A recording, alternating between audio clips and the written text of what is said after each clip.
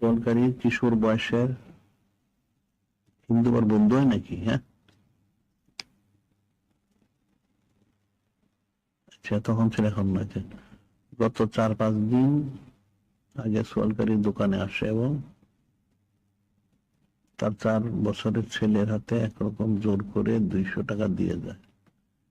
এখন এই টাকাটা কি করতে হবে?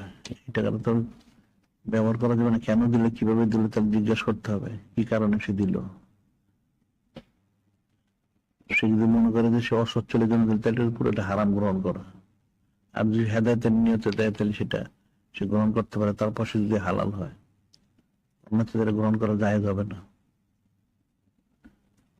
কাফের মুশরিকরা কেউ যদি কোনো হাদিয়া দেয়, কেন দেয় এটা দিতে হবে, দেখতে হবে। যদি মনে করে সে গরিব, একটু সাহায্য করি, এটা নেওয়াটা সম্পূর্ণ হারাম, কুফরি।